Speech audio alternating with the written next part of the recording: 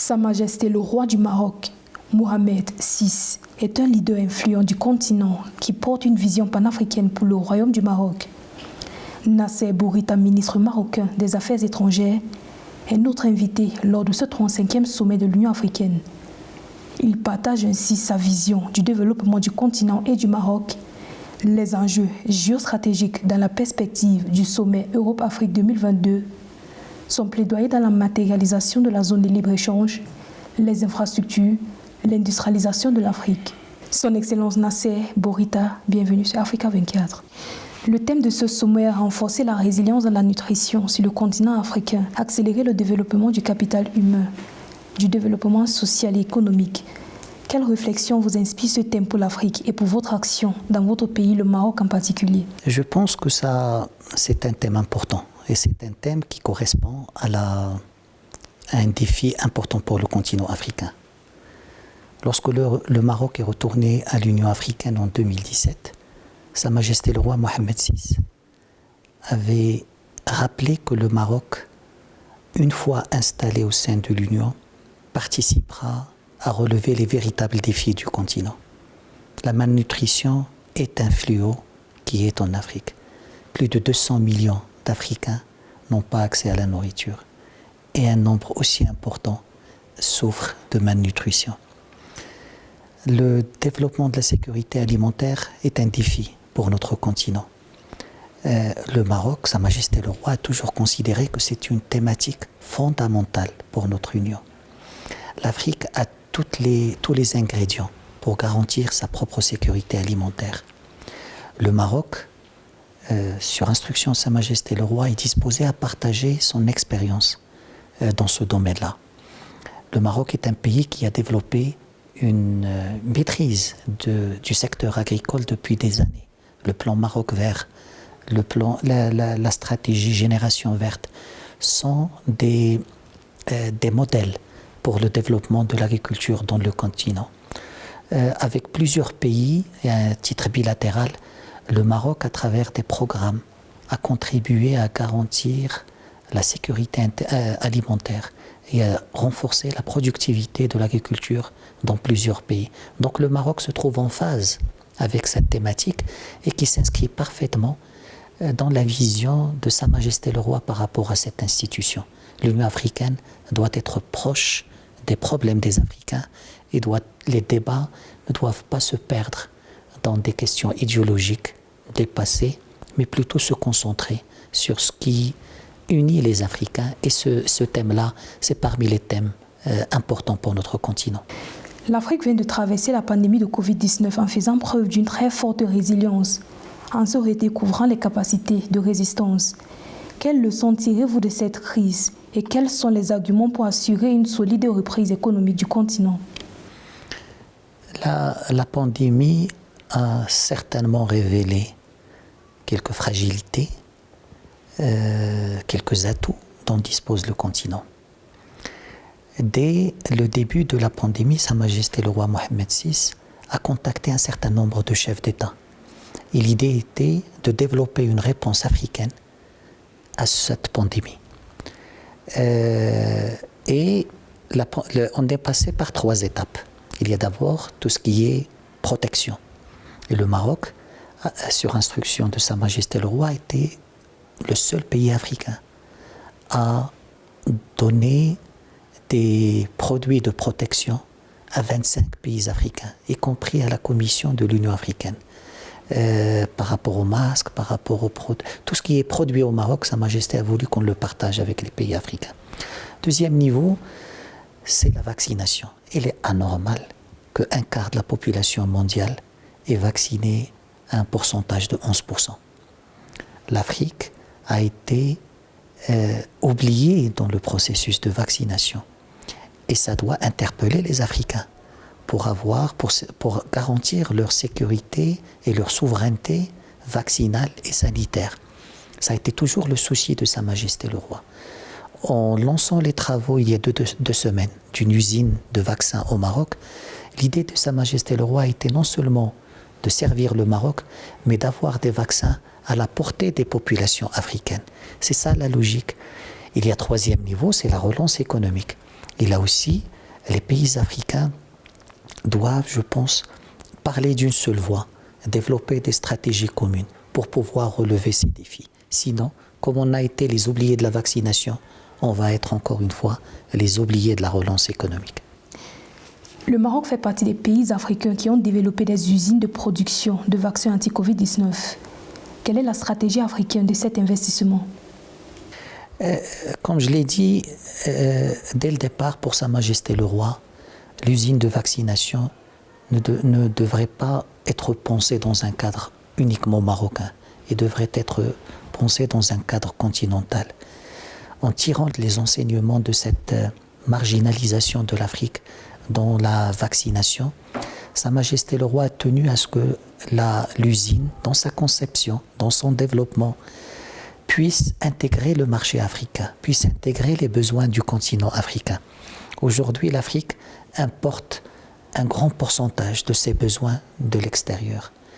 La pandémie nous a rappelé que l'Afrique n'est pas encore entrée dans l'ère des vaccins.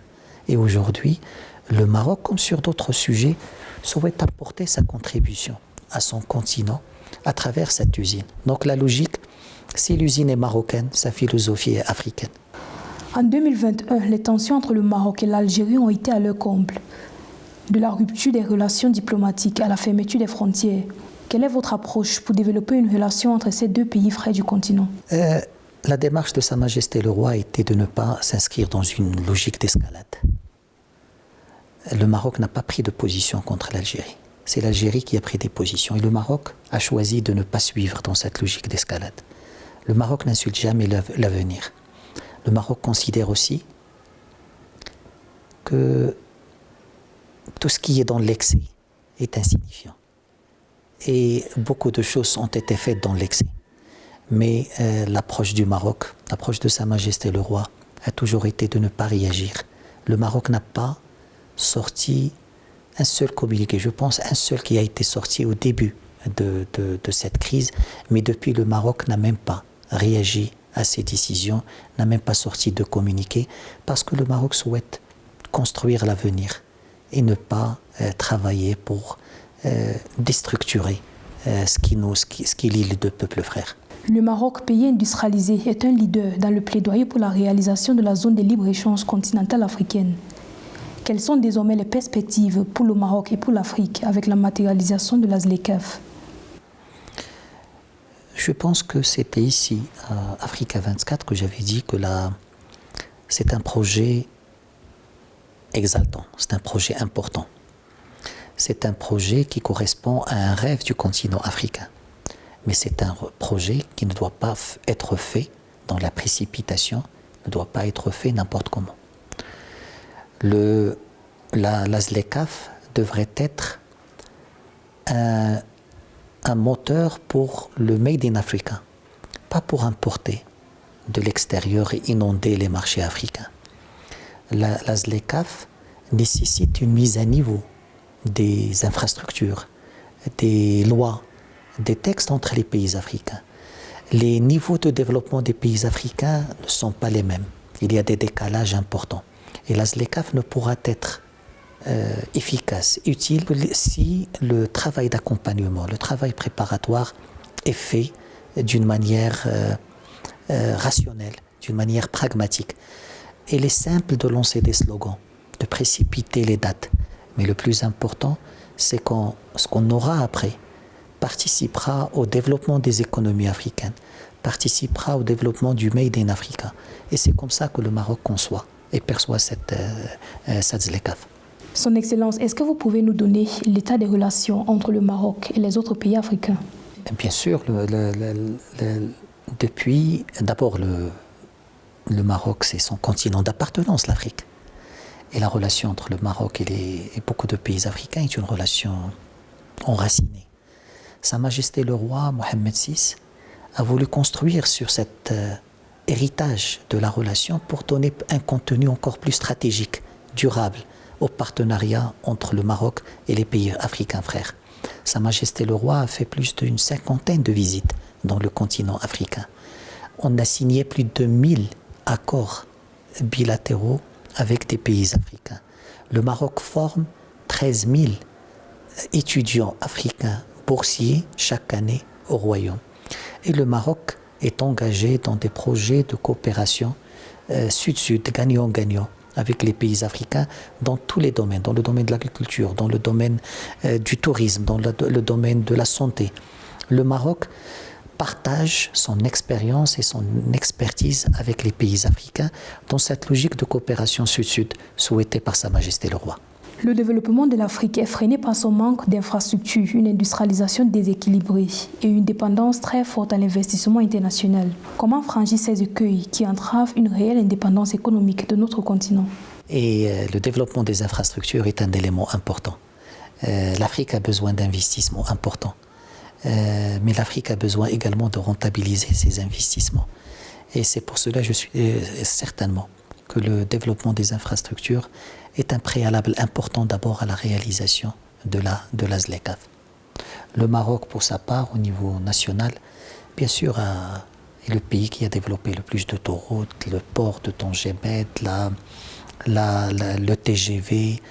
Donc c'est au Maroc, Sa Majesté le Roi a investi énormément dans l'infrastructure comme élément important pour le développement économique et l'attraction des investissements étrangers. Son Excellence, est-ce que vous pouvez nous donner les derniers développements au sujet du Sahara marocain? Sa Majesté le Roi, lors du discours de novembre dernier, a tracé le cadre de ce dossier. Le Sahara est marocain par l'histoire, par le droit et par la volonté de sa population. Le Sahara est marocain aussi par la reconnaissance internationale à travers des accords, à travers des consulats. On a 25 consulats aujourd'hui qui sont ouverts dans des villes à Laayoune et à Dakhla. Des accords ont été signés qui incluent le Sahara, des pays du Golfe, des pays européens, des pays africains ont confirmé leur reconnaissance de la marocanité du Sahara. Deuxième niveau, le Maroc, bien sûr, est inscrit dans un processus onusien pour parvenir à une solution dans le cadre de l'autonomie sous souveraineté marocaine comme seul cadre de résolution de ce différend régional. Bien sûr, le problème aujourd'hui est bloqué au niveau onusien parce que une partie principale, un pays voisin, continue de bloquer ce processus, à rejeter les résolutions du Conseil de sécurité et souhaite bloquer les efforts de l'envoyé personnel pour parvenir à une résolution de ce problème. Au niveau africain, au niveau de ce sommet, je pense que les pays africains ont été unanimes à souligner que la question du Sahara ne doit pas être instrumentalisée comme il l'a été par le passé pour diviser les pays africains au sein de cette organisation. La question du Sahara est traitée au niveau des Nations Unies. La décision 693 de Nouakchott est la référence pour l'action de l'Union africaine, qui est une action d'accompagnement, qui est une action de soutien, mais jamais une action d'initiative ou d'action sur ce dossier-là. Comment est-ce que les relations entre le Maroc et d'autres pays africains ont soutenu le programme de développement du Maroc? La coopération sud-sud voulue par Sa Majesté le Roi n'est pas une coopération dans un seul sens. C'est une coopération dans les deux sens. Le Maroc partage ce qu'il a, mais le Maroc également apprend des autres pays frères africains ce qu'ils ont réussi. C'est ça la philosophie de la coopération intra-africaine et de la coopération sud-sud. Le Maroc, lorsqu'il signe des accords, lorsqu'il développe des projets, n'est pas dans une logique de donneur de leçons. Il est dans une logique de partage avec les pays africains frères. Quelle sera votre approche pour consolider votre vision pour Africa 24 dans son rôle phare pour le Maroc et l'Afrique? Je pense que là, si je prends un domaine qui est celui de la migration par exemple, et qui reflète une certaine vision de l'Afrique. L'Afrique change, l'Afrique évolue, mais la perception des autres vis-à-vis de l'Afrique est négative parfois, parce que des médias sont en train de propager des stéréotypes sur les continents africains. Les médias africains doivent porter l'image de la nouvelle Afrique à l'international, mais aussi aux Africains eux-mêmes.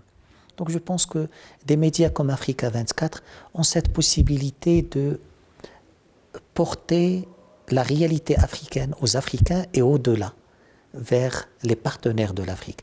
L'Afrique a évolué, l'Afrique a changé. L'afro-optimisme doit régner au sein des Africains d'abord. Et certains stéréotypes sur l'Afrique doivent changer à travers la communication et à travers les médias. Africa 24 a fait beaucoup. Il pourra encore faire plus dans ce cadre-là. Son Excellence Nassé Bourita, merci d'avoir répondu aux questions d'Africa 24. Merci madame, merci. Mesdames, Messieurs, merci d'avoir suivi cet entretien exclusif. L'information continue sur Africa 24.